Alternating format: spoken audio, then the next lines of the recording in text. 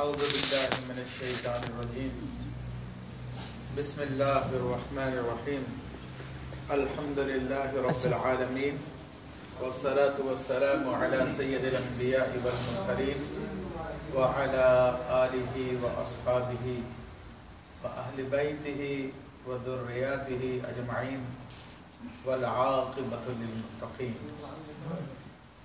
قال اللہ تبارک و تعالی فی کلامہ المجید والفرقان الحمید. بسم اللہ الرحمن الرحیم. لقد جاءکم رسول من انفسکم عزیز علیہ ما عنتم حریص علیکم بالمؤمنین رؤوف الرحیم. صدق اللہ العظیم وصدق رسولہ النبی الکریم. مولاي صل وسلم دائما ابدا على حبیبک خیر الخلق کلہم. تمام حضرات ایک مرتبہ محبت سے درود پاک پڑھیے. اللهم صل على سيدنا مولانا محمد وعلى آل سيدنا محمد صلاة وسلام عليك يا سيدي يا رسول الله وعلى آلك واصحابك يا نور الله. معزز حاضرین کرام، میں نے آپ کے سامنے قرآن مجید فرقان حمید کی سورۃ التوبہ کی سیکنڈ لاسٹ آیت طیبہ تلاوت کی، جس میں اللہ تبارک و تعالی نے اپنے حبیب کریم علیہ الصلوۃ والتسلیم کی مختلف صفات کو بیان فرمایا.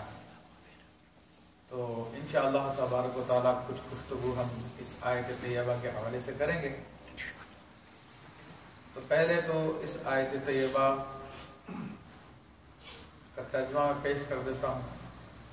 یہ آیت طیبہ بہت ہی اہم آیت طیبہ ہے اور اس کے روحانی اسرار بھی ہیں. یہ آیت طیبہ وہ ہے جس کے پڑھنے سے سرکار دو عالم صلی اللہ علیہ وسلم کی بارگاہ کی قربت حاصل ہوتی ہے اور اس کے پڑھنے سے دین و دنیا کی بھلائیاں حاصل ہوتی ہے. تو اللہ تبارک و تعالیٰ نے اس میں اپنے حبیب علیہ السلام کے بارے میں ارشاد فرمایا لقد جاءکم. اب اس کا مطلب بنتا ہے تحقیق آئے تمہارے پاس. اب دیکھیں، اگر ہم ڈائریکٹ بھی اگر یہ آیت طیبہ ہوتی، یہاں سے شروع ہوتی جاءکم رسول، تب بھی اس کا معنی پورا بنتا. لیکن شروع میں دو لفظ زائد لگائے اللہ تبارک و تعالیٰ نے، ایک لام اور ایک قد. یہ دو لفظ زائد ہیں، لام اور قد. اور یہ دونوں کے دونوں جب کسی بات کو ایمفیسائز کرنا ہوتا ہے، کسی بات پہ زور دینا ہوتا ہے، کسی بات پہ توجہ دلانی ہوتی ہے، تو پھر اس وقت یہ لفظ استعمال کیے جاتے ہیں. کبھی صرف لام استعمال کیا جاتا ہے، کبھی قد استعمال کیا جاتا ہے. یہاں پہ اللہ نے دونوں کو ایک ساتھ بیان کیا تو پتہ چلا کہ آگے آنے والی بات بہت ہی اہم ہے، جو بہت توجہ کے قابل ہے. تو دیکھیے، اس کو اردو میں کہتے ہیں تحقیق. No doubt, without any doubt. جاءکم رسول، تشریف لائے تمہاری طرف ایک عزت والے رسول. تو اب ایک تو اللہ تبارک تعالیٰ حضور علیہ السلام کا میلاد بیان کیا اس میں کہ میلاد حضور علیہ السلام کی آمد کی خوشی میں کیا جاتا ہے. میلاد میں حضور کی آمد کا بیان کیا جاتا ہے کہ حضور کس طرح دنیا میں تشریف لائے، تو اللہ نے بھی اس کو بیان کر دیا مختصر لفظوں میں. تو یہ میلاد کی دلیل بھی ہے کہ خود اللہ تبارک و تعالیٰ اپنے حبیب علیہ السلام کی آمد کا ذکر فرما رہا. تو آئے تمہاری طرف رسول، ایک عزت والے رسول. یہاں پر عزت والے رسول اس لیے فرمائے کہ آپ تمام نبیوں کے، تمام رسولوں کے بھی رسول ہیں. من انفسکم، تم میں ہی سے، تمہارے درمیان سے. اب ہمارے درمیان سے کیا مراد ہے؟ یعنی ہم انسانوں کے بیچ میں سے. جو اللہ کے رسول علیہ السلام تشریف لائے ہیں وہ کوئی فرشتہ یا کوئی جن نہیں ہے یا کوئی اور مخلوق نہیں ہے. وہ انسانوں میں سے بشر ہیں، ان کا ظاہر بشر ہے، ان کی حقیقت نور ہے، وہ ایک الگ بحث ہے، وہ بھی انشاءاللہ تعالیٰ ذکر کروں گا میں۔ تو تمہارے درمیان سے آئے ہیں۔ یہ کیوں فرمایا؟ یہ اس لیے فرمایا کہ حضور علیہ الصلوۃ والسلام کو جو دنیا میں بھیجا گیا ہے اس کا مقصد یہ ہے کہ ہم رسول اللہ صلی اللہ علیہ وسلم کو فالو کریں، ان کی پیروی کریں، اتباع کریں ان کا۔ اگر وہ کوئی جنات میں سے ہوتے، کوئی فرشتوں میں سے ہوتے تو انسان تو کہہ دیتے کہ بھائی ہم تو ان کی پیروی نہیں کر سکتے، جن کو تو بڑی طاقت ہوتی ہے، فرشتوں کو تو بڑی طاقت ہوتی ہے، وہ تو سب کام کر سکتے ہیں، ہم تو انسان ہیں، کمزور ہیں، ہم ان جیسا کیسے کر سکیں گے؟ تو اللہ تعالیٰ نے اس بات کو رد کر دیا کہ تمہیں میں سے آئے ہیں، وہ ظاہری طور پہ وہ بشر ہیں، انسان ہیں، تو جو کام انہوں نے کیا وہ تم بھی کر سکتے ہو، تم ان کو فالو کرنا پڑے گا، کیونکہ اس زندگی کا مقصد ہی حضور علیہ السلام کو فالو کرنا ہے، آپ کی پیروی کرنا ہے۔ تو اس لیے فرمایا کہ تم میں سے آئے ہیں وہ۔ لیکن میرے بھائیوں یہ بس سمجھ لینا کہ وہ ہم ہی جیسے ہیں، ہم میں سے ہیں مگر ہم جیسے ہیں، یہ بہت بڑی غلطی ہے، بہت بڑی گمراہی ہے۔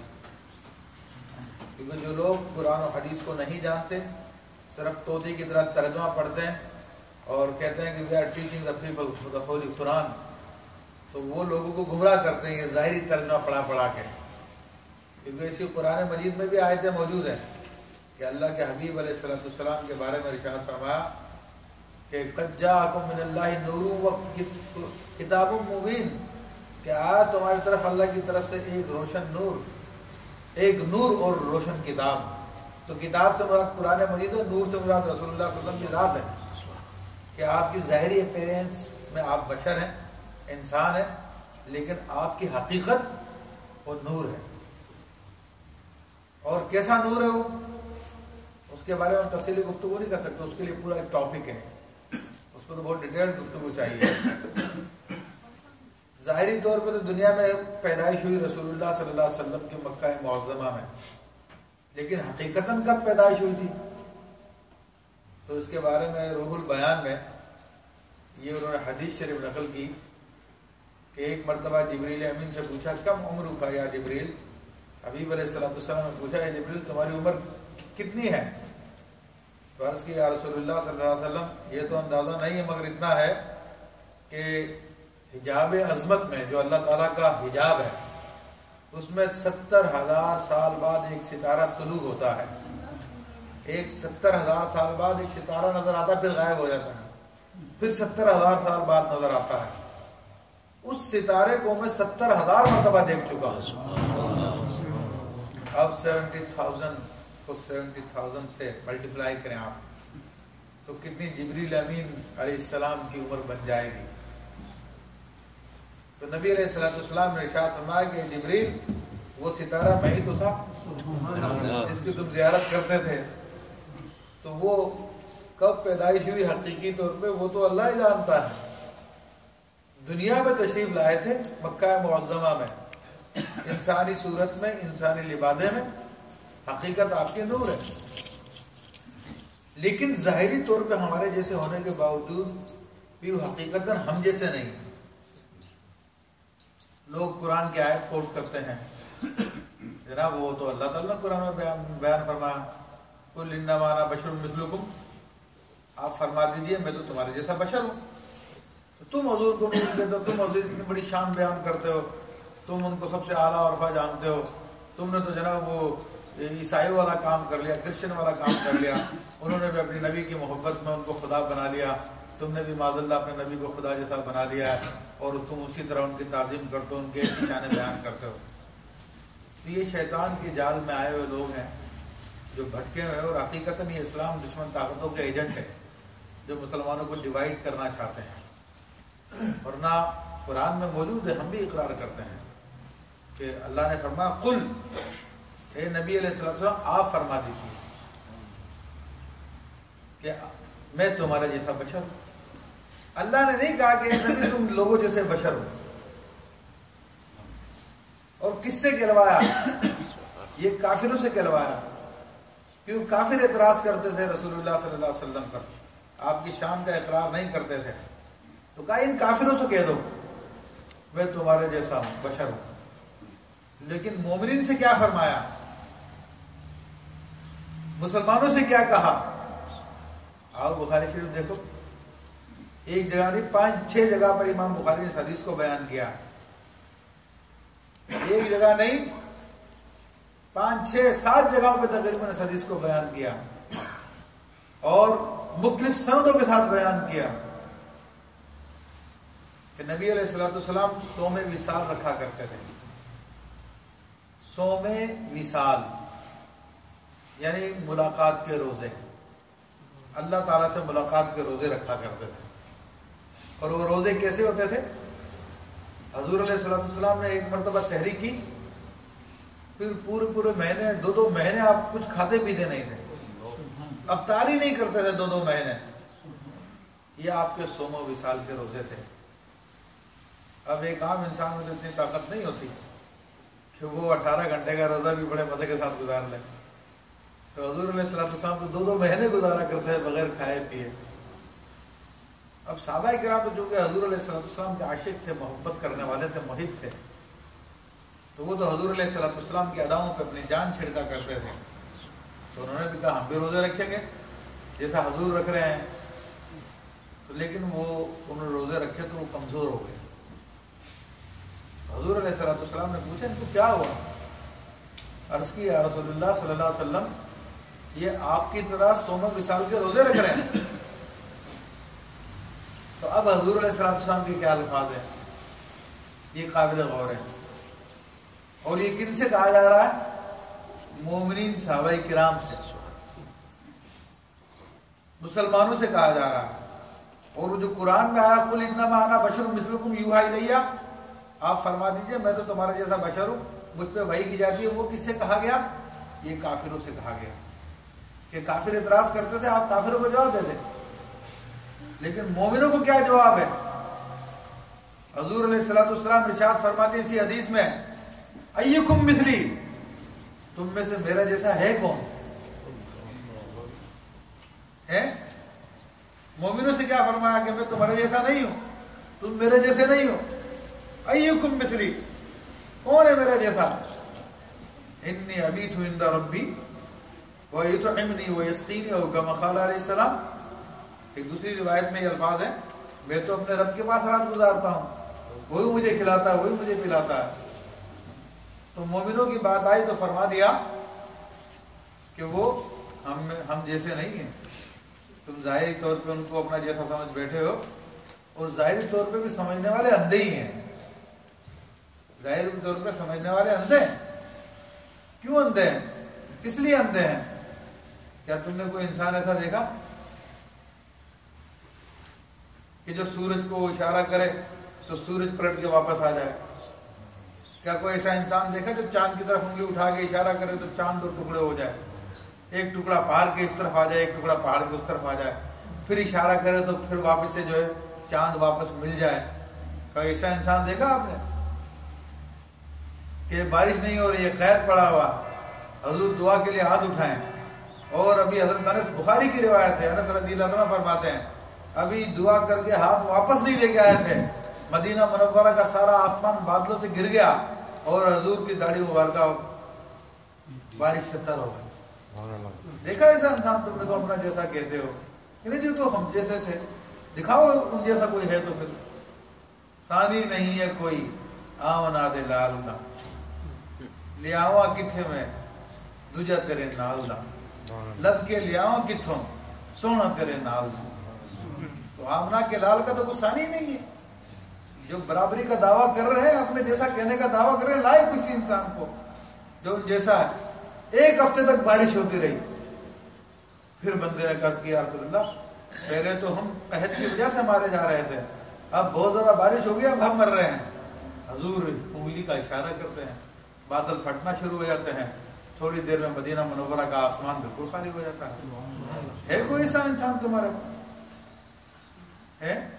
غزوہ احد پہ چڑھے ہوئے اور اس کو وجد آنے لگتا ہے, احد کو زلزلہ آتا ہے, حضور اپنی ایڑی مارتے ہیں, ٹھہر جائے پہاڑ تجھ پہ ایک نبی, ایک صدیق, 2 شہید موجود ہیں. پہاڑ ڈوب جاتا ہے. کوئی ایسا انسان؟ تم کہتے ہو تو ہم جیسے تھے, قرآن کی آیتیں پڑھ پڑھ کے لوگوں کو سناتے ہو, گمراہ کرتے ہو, نہ خود اس کا مطلب سمجھے نہ لوگوں کو سمجھنے دے رہے ہو. اسی طرح کون کون سے آپ علیہ السلام کی میں معجزات بیان کروں میں. آپ فرماتے ہیں لو شیت لسارت الجبال معی ذهبا، اگر میں چاہوں تو یہ پہاڑ سونے کے بن کے میرے ساتھ چلنا شروع کر دے. ہے کوئی سا انسان؟ تو جو ظاہری طور پہ برابری کا دعویٰ کر رہے ہیں وہ بیچارے اندھے ہی ہیں. ان کی کیا شان ہے. یہ بخاری مسلم کی حدیث ہے. 1500 صحابہ کرام ساتھ میں حدیبیہ کے موقع پر پانی ختم ہو گیا، کسی کے پاس پانی نہیں ہے. حضور علیہ السلام فرماتے ہیں کہ اچھا تمہارے پاس جتنا پانی وہ لے آؤ. 1500 آدمیوں کے پاس جب پانی جمع کیا گیا تو ایک پیالہ پانی کا بنا. حضور نے اپنی مشت مبارکہ اس پانی میں رکھ دی. اس کے بعد آپ کے 5 انگلیوں سے 5 ندیاں جاری ہو گئی پانی کی. صحابہ کرام کہتے ہیں ہم نے پی لیا، اپنے جانوروں کو بھی پلا لیا اور پانی سیف کر کے بھی رکھ لیا. یہ زمین کا سب سے افضل ترین پانی تھا. زمزم سے بھی افضل ہے کہ زمزم کو نسبت اسماعیل علیہ السلام کی ایڑی سے، اس پانی کو نسبت رسول اللہ صلی اللہ علیہ وسلم کے جسم اقدس سے. وہ برال صحابہ کا نصیب تھا، ان کو ملا.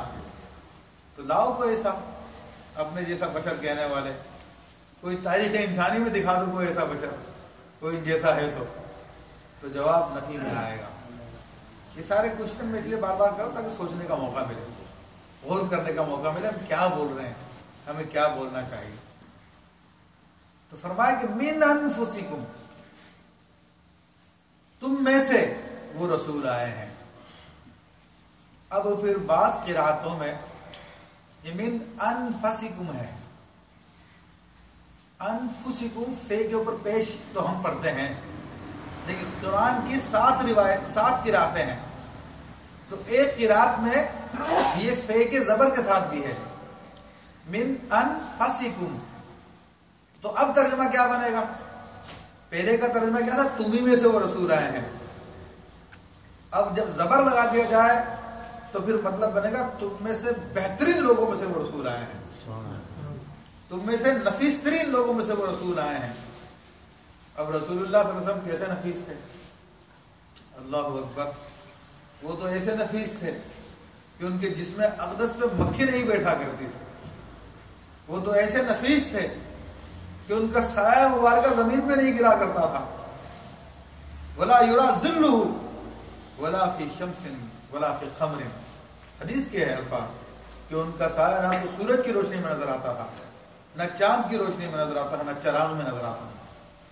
تو اللہ نے اپنے حبیب کے سائے کی بھی حفاظت فرمائی کہ ان کا سایہ بھی زمین پہ نہ آئے. تو وہ تو ایسے نفیس ہے، نفیس، صاف ستھرا، خوبصورت، حسین و جمیل. اور حضور علیہ السلام کیسے حسین و جمیل تھے. یوسف علیہ السلام کو ایک حصہ ملا تھا آپ کے حسن سے، ورنہ آپ علیہ السلام کا حسن مبارک صحابہ کرام نے بیان کیا، مولا علی رضی اللہ تعالیٰ نے بیان کیا، سیدنا ابو ہریرہ نے بیان کیا، دیگر صحابہ کرام نے بیان کیا. حضرت ابو ہریرہ رضی اللہ تعالیٰ فرماتے ہیں کہ حضور علیہ السلام کا چہرہ مبارکہ اس قدر نورانی تھا کہ ان الشمس تجری فی وجہی، ایسا لگتا ہے گویا کہ سورج آپ کے چہرے اقدس میں تیر رہا ہے. ایسا حسین و جمیل. ایک صحابی رسول، ترمذی شریف کی روایت ہے، وہ کہتے ہیں کہ چاندنی رات تھی، 14ویں کا چاند تھا. حضور علیہ السلام نے حلہ مبارکہ پہنا ہوا تھا جس میں سرخ رنگ کی دھاریاں تھیں. میں کبھی 14ویں کے چاند کو دیکھتا تھا، کبھی مدینہ منورہ کے چاند کو دیکھتا تھا، کبھی آقا صلی اللہ علیہ وسلم کے چہرہ اقدس پہ نظر ڈالتا تھا، کبھی چاند پہ نظر ڈالتا تھا. میں نے دیکھا کہ رسول اللہ صلی اللہ علیہ وسلم کے چہرہ اقدس سے جو نور نکل رہا تھا وہ چاند کے نور پہ غالب تھا. یہ نفیس ترین ہے. وہ حضرت قاضی ایاز مالکی رضی اللہ تعالیٰ عنہ نے جو روایت بیان کی، وہ فرماتے ہیں اذا تبسم یتلألأ به الجدران، جو مسکراتے تھے تو دندان مبارکہ کی چمک سے دیواریں روشن ہو جایا کرتی تھی. ایسے نفیس ترین تھے. یہ ابن عساکر نے روایت بیان کی رحمت اللہ تعالی علیہ. ام المومنین اپنے حجرے میں شام کے وقت وہ سی رہی تھی، اندھیرا ہو گیا تھا، سوئی ہاتھ سے چھوٹ گئی، اندھیرے میں نظر نہیں آتی تھی۔ سرکار دو عالم صلی اللہ علیہ وسلم ایسے میں تشریف لائے تو آپ کے حسن مبارک کی چمک سے کمرہ روشن ہو گیا۔ ام المومنین فرماتی ہے میں نے اپنی سوئی تلاش کر لی۔ ایسے حسین، ایسے نفیس ترین ہے وہ، اس حسن میں بھی کوئی ان کا ثانی نہیں، وہ لاجواب ہے، بے مثال ہے۔ تو وہ تمہارے نفیس ترین لوگوں میں سے تشریف لائے ہیں۔ حضور کی میلاد بھی آ گئی، جاءکم کہنے میں کہ حضور کا تشریف لانا حضور کی میلاد کا ذکر ہے۔ پھر حضور علیہ السلام ہم میں سے ہیں، اس کا کیا مراد ہے وہ میں نے بیان کیا، اور وہ نفیس ترین ہے یہ بھی میں نے بیان کیا آپ کے سامنے۔ عزیز علیہ ما عنتم، ان پر بہت شاق گزرتا ہے جو چیز تمہیں پریشان کرتی ہے۔ یعنی اپنی امت کی محبت کو بیان کیا جا رہا ہے کہ حضور علیہ السلام اپنی امت سے کتنی محبت فرماتے ہیں کہ امتیوں پر کوئی تکلیف آتی ہے تو حضور علیہ السلام کے قلب اقدس کو تکلیف ہوتی ہے۔ آپ کا دل مبارکہ اپنی امت کے تکلیف پہ غمگین ہو جاتا ہے۔ یہ میں نہیں کہہ رہا، یہ رب کائنات ارشاد فرما رہا ہے، عزیز علیہ ما عنتم، ان پر وہ بھاری پڑتا ہے جو چیز تمہیں تکلیف دیتی ہے۔ اب حضور علیہ السلام کس قدر اپنی امت سے محبت فرماتے ہیں میرے بھائیوں، اس سے آپ اندازہ کر لیجئے کہ امتیوں پر آج جو مسلمان قتل و غارت گری کر رہے ہیں، ایک دوسرے کو مار رہے ہیں، تو سرکار دو عالم صلی اللہ علیہ وسلم کے دل اقدس کو کتنی تکلیف ہوتی ہوگی۔ اور جو لوگ یہ کام کر رہے ہیں وہ حقیقتاً امتی کہلانے کے مستحق نہیں ہیں۔ وہ بھی جانتے ہیں کہ اللہ نے قرآن میں اس بات کو بیان کیا، مگر حضور کے دل کو تکلیف پہنچانے کے لیے کرتے چلے جاتے ہیں۔ دہشت گردی کے نام پہ کرتے چلے جاتے ہیں، کسی اور نام پہ کرتے چلے جاتے ہیں، خوارج کے نام پر، طالبان کے نام پر، داعش کے نام پر، کبھی کسی نام پر، مختلف ناموں پر یہ امت مسلمہ کو تکلیف دے رہے ہیں۔ ان کا اصل مشن تو رسول اللہ صلی اللہ علیہ وسلم کو تکلیف دینا ہے۔ تو بہرحال حضور علیہ السلام کی اپنی امت سے محبت کو بیان کیا کہ یہ نبی علیہ السلام اپنی امت سے کس قدر محبت فرماتے ہیں۔ اور پھر سرکار دو عالم صلی اللہ علیہ وسلم، بہت سارے واقعات موجود ہیں جہاں پہ سرکار دو عالم صلی اللہ علیہ وسلم نے امت سے محبت کا اظہار فرمایا، ان کی غموں کو، ان کی تکلیفوں کو آپ علیہ السلام نے دور فرمایا۔ اور آج بھی الحمدللہ ایسا ہوتا ہے، فریاد امتی جو کرے ہر ہزار پر، ممکن نہیں کہ خیر بشر کو خبر نہ ہو۔ تو آج بھی امتی اپنے آقا علیہ السلام کو پکارتے ہیں تو آقا علیہ السلام مدد فرماتے ہیں۔ امام بخاری رحمۃ اللہ علیہ جن کا قصیدہ بردہ شریف ہے، اسی اپنے بیماری میں اپنے فالج کے لیے تو انہوں نے لکھا تھا کہ حضور کی بارگاہ میں عرض کروں گا میں، اور حضور علیہ السلام تشریف لائے اور ان کے جسم اقدس پہ ہاتھ پھیرا، اپنی چادر دی، ان کا جسم صحیح ہو گیا۔ اسی وجہ سے اس کو بردہ کہتے ہیں عربی زبان میں چادر کو، تو اس چادر کی نسبت سے اس قصیدے کا نام بھی بردہ پڑ گیا۔ تو یہ سرکار دو عالم صلی اللہ علیہ وسلم کا مدد کرنا ثابت ہے الحمدللہ، اور بہت سارے واقعات اس کی تفصیل ہو جائے گی۔ میں تو صرف اس آیت کے تھوڑے سے معنی آپ کے سامنے بیان کر رہا ہوں، جس میں اللہ نے اپنے حبیب علیہ السلام کی شان کو بیان کرا، عزیز علیہ ما عنتم، کس قدر اپنی امت سے محبت کرتے ہیں۔ میرے بھائیوں، نبی علیہ السلام کی ظاہری حیات طیبہ میں ایک شخص کا انتقال ہو گیا، انتقال نہیں ہوا بلکہ وہ قریب المر ہو گیا، مرنے کے قریب ہو گیا، لیکن اس کی جان نہیں نکلتی تھی، باوجود یہ کہ وہ صحابی تھے۔ تو آپ علیہ السلام، کیونکہ ان کی والدہ ان سے ناراض تھی کہ نوجوان لڑکوں کو، لڑکیوں کو یہ بات جاننا چاہیے کہ ماں باپ کی ناراضگی کتنی خطرناک بات ہے، کہ ماں باپ یا تو تمہارے لیے جنت کے 2 دروازے یا جہنم کے 2 دروازے ہیں، ان کے راضی کرو گے تو جنت کے دروازے کھل جائیں گے تمہارے لیے، ان کو ناراض کرو گے تو جہنم کے دروازے تمہارے لیے کھل جائیں گے۔ تو اندازہ کریں کہ وہ رسول اللہ صلی اللہ علیہ وسلم کے صحابی ہیں، صحابی ہونے کے باوجود ماں کو ناراض کر دیا تھا، تو اب موت کا وقت آ گیا لیکن جان نکل نہیں رہی، رسول اللہ صلی اللہ علیہ وسلم نے ان کی ماں سے سفارش کی کہ بڑی بھی اپنے بیٹے کو معاف کر دیں. تو انہوں نے کہا نہیں میں معاف نہیں کروں گا. یہ میری بھی اپنی بیوی کی سنا کرتا تھا جو آج ہمارے ہر شخص کا پرابلم ہے. ہر شخص اپنی بیوی کی سنتا ہے, اپنے ماں باپ کی نہیں سنتا. اکثر لوگ, ہر شخص کو نہیں کہنا چاہیے, بہت سارے لوگوں کو ایسا ہی معاملہ ہے. تو جب دیکھا حضور علیہ السلام نے کہ اس کی ماں کا دل پگھل نہیں رہا, تو آپ علیہ السلام نے اس کی ماں کے دل کو پگھالنے کے لیے, نرم کرنے کے لیے فرمایا کہ اچھا